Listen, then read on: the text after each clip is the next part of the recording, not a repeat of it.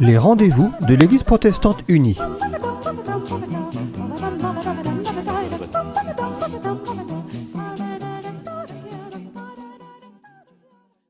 Bonjour à chacun, nous sommes heureux de vous retrouver en cette période de l'Avent. Aujourd'hui, un rendez-vous théologique, mais qui a lien avec Noël. Et nous avons avec nous la pasteure Raphaëlle Gondran. Bonjour Raphaëlle. Bonjour Christine. Alors en effet, aujourd'hui, on va se pencher ensemble sur l'histoire du sapin de Noël. Aujourd'hui, difficile d'imaginer un Noël sans sapin, on en a tous chez nous. Chrétien ou pas ? Chrétien ou pas, oui, complètement, de différentes formes, de différentes tailles. Alors pour moi, cette année, c'est sapin de Noël en bois. Alors je ne sais pas pour vous, mais voilà, nous on a investi dans un sapin de Noël en bois. Écologique. Exactement. Et en fait, c'est une coutume qui a des origines religieuses. Et bien souvent, on ne le sait pas. En fait, il faut remonter au Moyen-Âge, en Europe, où on se situait plus spécifiquement le long de la vallée du Rhin. On avait à cette époque une tradition de représenter les mystères du Christ. Eh oui. Alors, devant les églises. Exactement, c'est ça. C'était des pièces de théâtre qui parlaient en fait des mystères de Noël ou de la Passion. Donc la Passion, c'est Jésus mort sur la croix et ressuscité. Des pièces donc qu'on jouait sur les parvis des églises ou des cathédrales. Mais oui, puisqu'il y avait pas, les gens n'avaient pas de Bible. C'est exactement ça. Ça permettait de se retracer un petit peu, de se résumer toute l'histoire du salut biblique, toute l'histoire biblique du salut. Alors, qu'est-ce que c'est un peu ce gros mot, là, histoire biblique du salut ? En plusieurs séquences théâtrales, on racontait en fait toutes les grandes étapes de l'histoire des humains en relation avec Dieu. Alors, à partir de la création du monde, avec les premiers êtres humains. Ensuite, avec ce tournant qu'on appelle bien souvent la chute, quand les humains vont commencer à rompre cette relation avec Dieu, donc on y reviendra. Ensuite, on avait donc les prophètes qui annonçaient qu'un Messie va venir, c'était l'attente donc d'une lumière, l'attente d'une sorte de relèvement. Et enfin, la naissance, la mort et la résurrection du Christ. Ouais. Et donc le sapin dans tout ça va avoir un lien avec nos sapins de Noël. Exactement, mais quel lien alors justement, ce que je propose, c'est d'y aller tableau par tableau pour voir un peu comment le sapin s'est intégré dans cette tradition de représentation des mystères. Oui. Et en gardant donc toujours bien à l'esprit cette image des parvis des églises sur lesquelles on jouait donc ces grandes étapes de l'histoire du salut. Alors, premier tableau, nous sommes dans le jardin d'Éden. C'est le tout début de la Bible, le jardin d'Éden. Dieu a créé le monde, les astres, la terre et la mer, les animaux, les oiseaux, etc. Et les premiers êtres humains. Ève et Adam, donc, qui vivent dans un super jardin où il y a tout pour se nourrir. Voilà. Plein d'arbres. Tout à portée de main, exactement. Tous les arbres possibles, les fruits imaginables. Voilà. Alors, ils peuvent manger de tout, justement, leur dit Dieu, sauf du fruit de l'arbre de la connaissance du bien et du mal. Alors, vous avez peut-être entendu cette expression, le fruit défendu. C'est ça, c'est le fruit de cet arbre de la connaissance du bien et du mal. Exactement, la pomme. Je reviendrai sur cette pomme. Alors, en gros, manger de ce fruit, c'était vouloir se faire Dieu à la place de Dieu, finalement. C'est ça, oui. Je vous propose un extrait du livre de la Genèse, chapitre 2. Le Seigneur Dieu prend l'homme et il le place dans le jardin d'Éden pour le cultiver et pour le garder.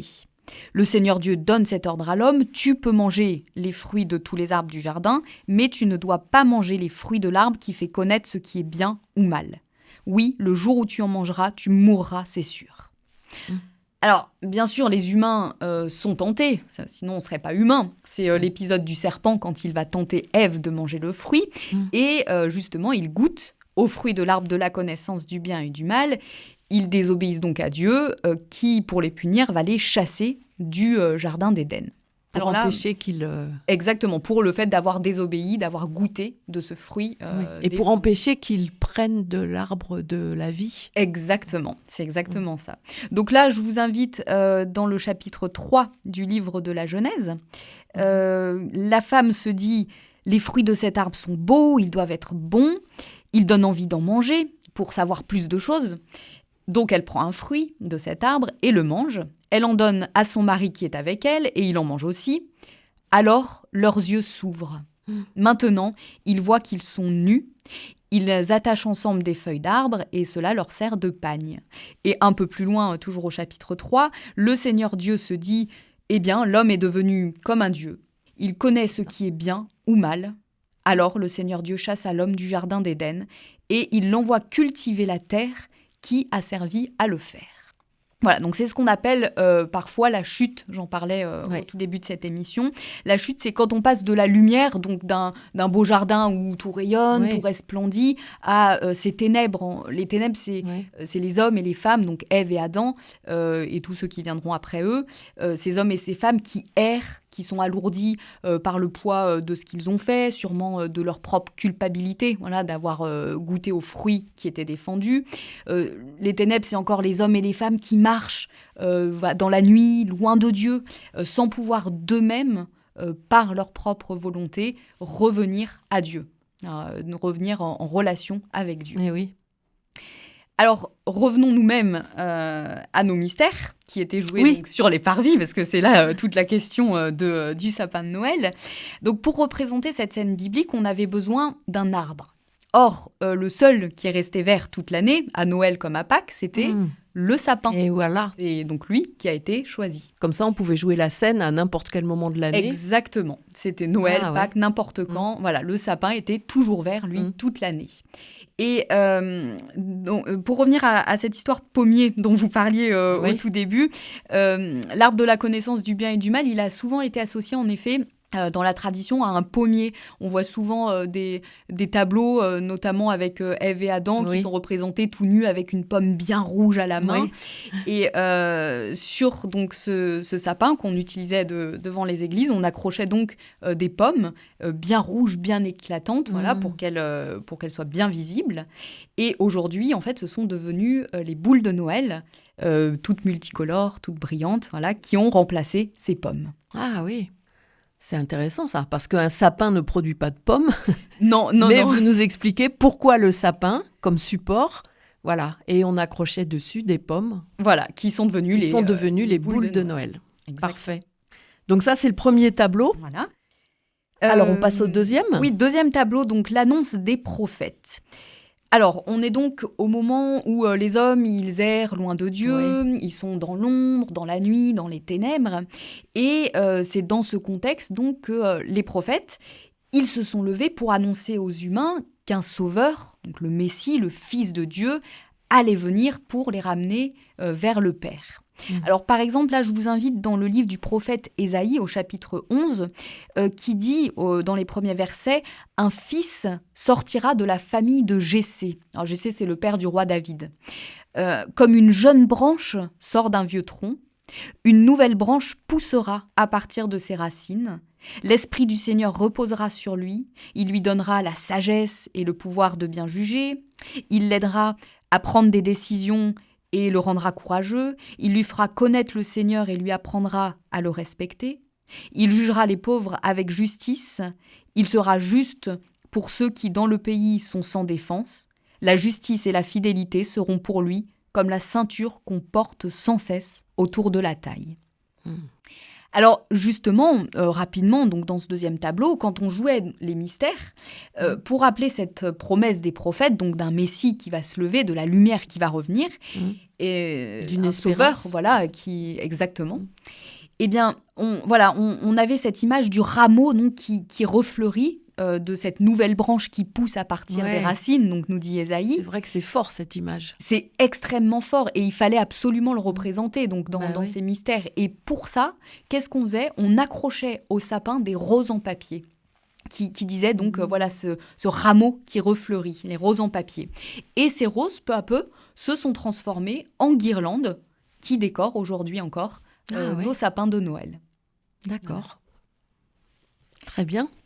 Donc nous sommes dans l'émission des rendez-vous de l'Église protestante unie avec la pasteure Raphaëlle Gondran qui nous parle de l'histoire du sapin de Noël. Donc nous avons déjà vu les 2 premières étapes qui étaient jouées donc devant les églises au Moyen-Âge. Première étape, c'était celle du Jardin d'Éden avec la pomme qui s'est transformée petit à petit en boule de Noël. Et la deuxième étape, l'annonce des prophètes, avec ce rameau sorti du vieux tronc, tel que le raconte Isaïe. Et donc, ce rameau était illustré par des roses de papier, Exactement. en papier, voilà, qui, vous nous expliquez, petit à petit sont devenues des guirlandes. Voilà, les guirlandes de Noël, exactement. Très intéressant, cette chronologie de la décoration de Noël. Alors justement, troisième tableau, parce Alors, qu'il n'y a pas que les guirlandes et les boules de Noël sur le sapin. Donc troisième tableau, la naissance du sauveur attendu, donc qui était annoncé par les prophètes. Donc en gros, c'est ça, Noël, c'est quand le Fils de Dieu, Jésus, naît à Bethléem. Donc le temps que les prophètes avaient annoncé arrive. Alors là, par exemple, on peut se plonger dans Matthieu, dans l'évangile de Matthieu, au premier chapitre, qui raconte « Marie va mettre au monde un fils, et toi, Joseph, tu l'appelleras Jésus. En effet, c'est lui qui sauvera son peuple de ses péchés. » Alors, je reviendrai sur cette notion de péché un peu plus tard. Ainsi se réalise ce que le prophète a dit de la part du Seigneur. La jeune fille attendra un enfant. Elle mettra au monde un fils. On l'appellera Emmanuel, ce qui veut dire Dieu avec nous. Ça, c'était annoncé par les prophètes. Exactement, c'est ça. Et donc Matthieu nous réexplique que les prophètes l'avaient annoncé et que ça y est, ce temps arrive. Donc, et c'est Noël pour nous, chrétiens. Alors, finalement, au moment où cet enfant il vient au monde, c'est un peu la lumière qui revient, c'est la lumière qui chasse, qui va vaincre les ténèbres. Et d'ailleurs, aujourd'hui, quand on fête Noël, c'est au moment du solstice d'hiver, c'est-à-dire au moment où la nuit est la plus longue de l'année, mais où justement la lumière va reprendre le dessus à partir de cette nuit-là, puisque c'est à partir de là que les jours recommencent à s'allonger. Alors, toujours par rapport à cette lumière, on peut aller dans le prophète Ésaïe, chez le prophète Ésaïe au chapitre 9, qui nous dit « Le peuple qui marche dans la nuit voit une grande lumière ». Alors, je ne lis pas le texte tout en entier, il est un peu long, mais voilà, c'est dire cette marche vers la lumière, donc.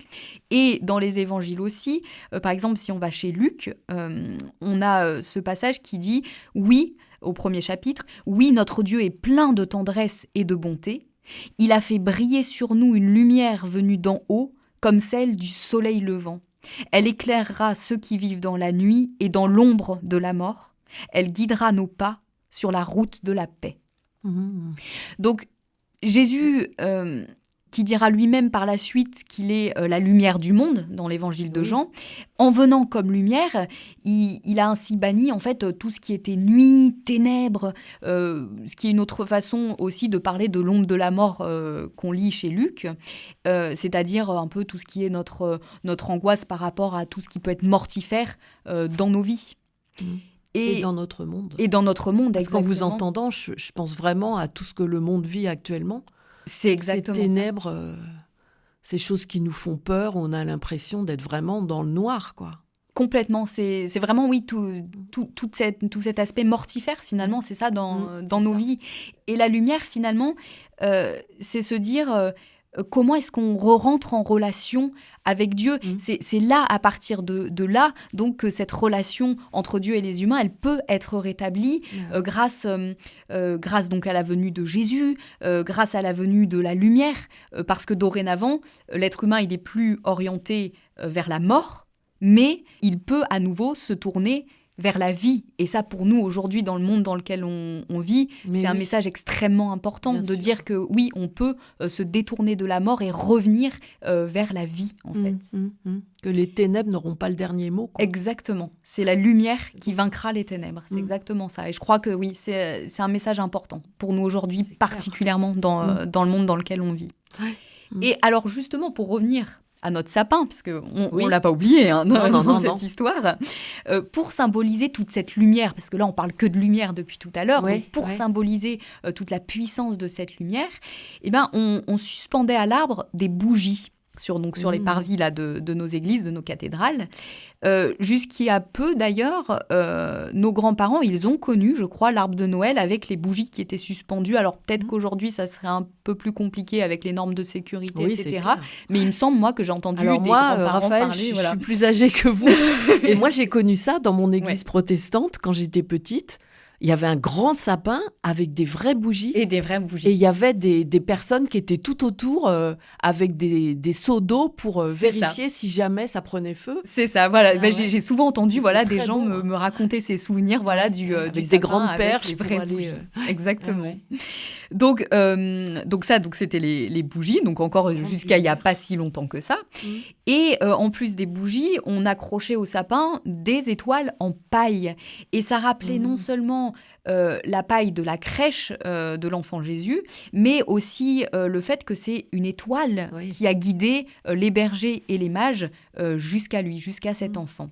Et là, on peut se plonger dans l'évangile de Matthieu à nouveau qui nous dit « Les sages se mettent en route, ils aperçoivent l'étoile qu'ils ont vue à l'est.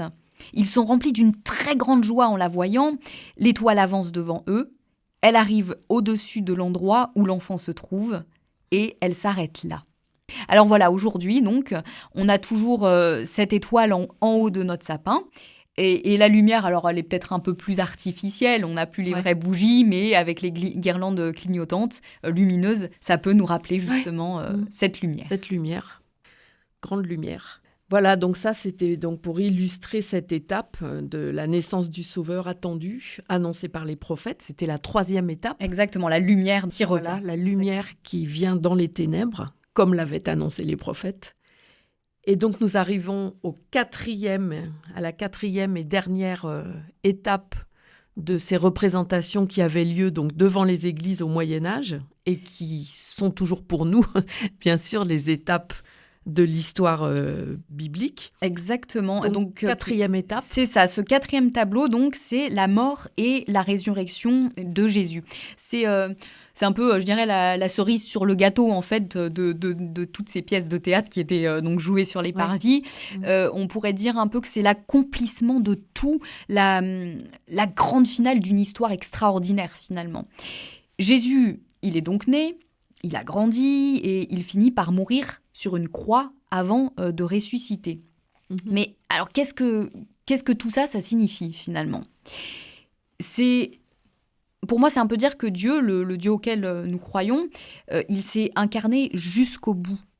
Un Dieu qui s'incarne, donc c'est le mot l'incarnation. Qu'est-ce que c'est que ça, l'incarnation ? C'est un Dieu qui vient sur terre, c'est un Dieu qui vient dans notre monde, c'est Dieu qui se fait humain, qui se fait homme, en passant donc par la naissance, par la mort, par toutes nos épreuves humaines, nos souffrances comme nos joies, nos succès, nos émotions, etc. C'est ça l'incarnation de Dieu. Et on a un très beau passage dans le prologue de Jean, de l'évangile de Jean, justement, qui dit cette incarnation. Quand on lit la parole, donc Dieu, on dit le verbe, parfois le verbe ou la parole est devenue un homme et il a habité parmi nous. Nous avons vu sa gloire. Cette gloire, il la reçoit du Père. C'est la gloire du Fils unique, plein d'amour et de vérité. Alors, dans un autre passage du Nouveau Testament, dans une lettre de Paul, on peut lire aussi que Dieu a montré son amour, donc là comme dans le prologue de Jean qui parle de l'amour, eh bien Dieu il a montré son amour qui sauve tous les êtres humains. Donc en fait, Dieu qui se fait petit enfant au moment de Noël, Dieu qui se fait homme, qui passe par les étapes de la vie humaine, de la naissance à la mort, c'est dire que Dieu nous aime, finalement. C'est dire que la vie humaine, elle a du prix à ses yeux et qu'il prend la peine de l'éprouver lui aussi. C'est ça. Même, sait ce voilà, que nous vivons. exactement. Et même dans les zones d'ombre de notre vie. C'est même ça. C'est ça qui est vraiment important dans l'incarnation, finalement. Et voilà, cet amour de Dieu, il est d'autant plus grand que Dieu, à travers son Fils Jésus, il est passé par la mort sur une croix et par la résurrection. Et cela, c'est pour que ce qu'on appelle le péché, donc, soit effacé. Alors, le péché, je vous disais que je reviendrai donc sur ce terme un peu tout à l'heure. C'est un mot qui peut être assez culpabilisateur. Moi, je préfère parler finalement de ce qui nous replie sur nous-mêmes. C'est peut-être ça le péché. C'est ce qui nous replie, ce qui nous recroqueville sur nous-mêmes. C'est peut-être finalement quand on erre dans cette sphère de l'éphémère, Le péché, c'est tout ce qui est dans cette sphère de tout ce qui est hyper disponible, de tout ce qui est mesurable, quantifiable, de tout ce qui est visible en fait. On est tellement recroquevillé sur soi à ces moments que du coup, on passe à côté de ce qui est indisponible, de ce qui est invisible, et donc de tout ce qui est inattendu finalement. Et je comprends pas le mot indisponible, Raphaël. Alors, le mot indisponible, disons qu'aujourd'hui, on pourrait dire qu'on est dans cet effet d'immédiateté pour tout. On a tout à disponibilité, tout à disposition. Indisponible pour le moment, c'est ça que vous voulez dire. Et finalement, l'indisponibilité, c'est synonyme de l'inattendu. C'est s'éveiller à quelque chose qui peut nous surprendre encore. C'est ça. Et pour moi, c'est cette sphère de l'indisponible. Non, plutôt cette sphère du disponible qui représente la sphère du péché, entre guillemets. Ah, voilà. Oui. Finalement, je dirais que c'est un peu louper la cible essentielle. Finalement, c'est un peu passer à côté de sa vie. Voilà. Alors, c'est ce que nous dit Paul, d'ailleurs, l'apôtre Paul, dans une autre lettre. Dans la lettre aux Romains, il dit « autrefois », donc c'est-à-dire avant la venue de Jésus, sa mort et sa résurrection, le péché, le fait qu'on irait donc replié sur soi-même, autrefois, le péché avait tout pouvoir pour donner la mort. De même, maintenant, la bonté de Dieu a tout pouvoir pour rendre justes les êtres humains, et ainsi nous pouvons recevoir la vie avec Dieu pour toujours, par Jésus-Christ, notre Seigneur. Donc, dans l'histoire du salut, la mort et la résurrection, c'est donc pour que les hommes et les femmes, ils soient rendus justes. Autrement dit, pour qu'ils puissent se tourner à nouveau vers la vie parce que Dieu les aime. Ou encore pour qu'il n'y ait plus rien qui puisse entraver cette réconciliation possible à nouveau entre Dieu et les humains. Oui, j'aime bien ça. Voilà, oui. Que la relation à Dieu soit à nouveau possible. Oui, et voilà, c'est une porte, un autrement possible, et là, une nouvelle porte. Enfin, une porte s'est rouverte, finalement, vers la relation à Dieu. Au lieu d'être replié sur soi, comme vous disiez, c'est exactement de s'ouvrir à cette relation. C'est exactement ça. Peut-être que c'est ça le salut finalement de l'histoire biblique du salut, de se rouvrir, d'avoir une porte ouverte à nouveau sur la relation à Dieu. C'est exactement ça. Et finalement, je me disais aussi que le fait que Jésus il accepte de mourir sur cette croix, finalement c'est accepter pour lui de prendre avec lui toutes nos morts à nous, c'est accepter de prendre avec lui tout ce qui nous faisait marcher, nous les humains, dans l'ombre, là où il n'y avait pas de lumière justement. C'est ça quand on dit qu'il prend avec lui le péché, c'est ça, il prend toutes nos morts à nous, tout ce qui est ténèbres en nous. Et pour revenir à notre sapin, donc, parce que là encore, il faut pas l'oublier, ce sapin. Et ben, justement, dans les fameuses pièces de théâtre qui étaient jouées sur les parvis, on accrochait au sapin des hosties. Des hosties ? Alors, ça renvoyait en fait au dernier repas de Jésus, donc avant de mourir sur la croix, dernier repas où il a partagé du pain et du vin avec ses disciples, donc. Et les hosties, au Moyen-Âge, et aujourd'hui encore dans le monde catholique, dans le monde luthérien, c'est encore des hosties, il figure justement le pain dont Jésus dit que c'est son corps. Oui, alors, c'est ça. Que c'est lui qui se donne. C'est exactement ça, Jésus-Christ qui se donne. Donc c'est le pain, c'est son corps finalement donné pour l'humanité. Pour toutes ces questions en rapport avec la scène, avec l'Eucharistie, la communion, là peut-être que je vous inviterai à écouter un podcast qu'on a fait avec mon collègue Pierrot Munch, les protestants en 2 minutes. Voilà, on a fait une petite série sur la scène en 5 petites séquences, voilà, qui expliquent un petit peu tout ça, la communion, la Sainte Seine, etc. Donc ça, je vous invite à aller l'écouter. Ça s'appelle Les protestants en 2 minutes. Voilà, Les protestants en 2 minutes. Une petite série sur la scène. Sur la scène. Et donc, juste pour finir... La scène, c'est-à-dire le repas... Exactement, le repas du Seigneur. Le dernier repas du Seigneur avant de... On dit l'Eucharistie chez les catholiques. Exactement. La scène chez les protestants. C'est ça, c'est exactement ça. Et donc, voilà, pour terminer en quelques minutes, ces hosties donc, qu'on accrochait au sapin, eh bien, c'était une manière de dire finalement le mystère de Jésus-Christ qui se donne, c'est ce qu'on disait, pour que les humains puissent revenir à Dieu le Père.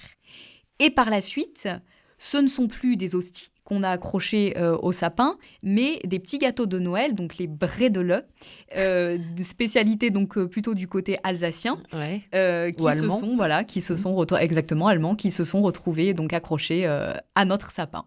Tableau final peut-être, on a donc notre arbre du début du jardin d'Éden, donc sous la forme du sapin ici, qui retrace toute l'histoire biblique du salut lors des représentations de ces mystères. Et alors, si j'ai le temps, pour la petite anecdote, les Alsaciens, autour des XVIIe et XVIIIe siècles, ils ont décidé de faire rentrer ce sapin de Noël dans les maisons, dans les demeures, parce qu'ils ne voulaient pas se contenter donc, d'admirer ce symbole en plein air. Et c'est de là que c'est devenu l'arbre de Noël, finalement, qui est venu chez nous, décoré donc chez soi, à l'intérieur de nos maisons, et qui s'est répandu peu à peu dans le monde. Voilà. Incroyable. Donc, ce que je peux inviter aujourd'hui, éventuellement, c'est peut-être de se rappeler de cette lumière, finalement, le sapin de Noël, vraiment associé à la lumière. C'est peut-être ça le plus important aujourd'hui. Surtout dans notre monde, dans le monde dans lequel on vit. Je crois qu'on a besoin de cette lumière qui vient un peu nous réchauffer. Voilà. Très bien. Merci beaucoup, pasteur Raphaël Gondran, de toutes ces explications qui nous redonnent le sens de ces arbres de Noël, de cette fête de la lumière qu'est Noël, en nous faisant rappeler d'où ça vient en fait. Et ce qui me touche, c'est de me dire aujourd'hui, beaucoup de gens malheureusement ne savent pas tout ce que vous nous avez raconté, toute cette signification.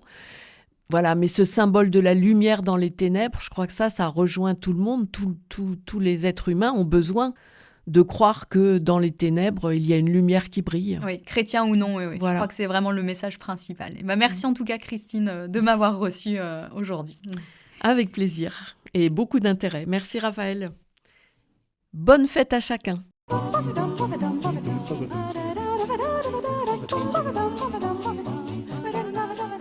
C'était les rendez-vous de l'Église protestante unie.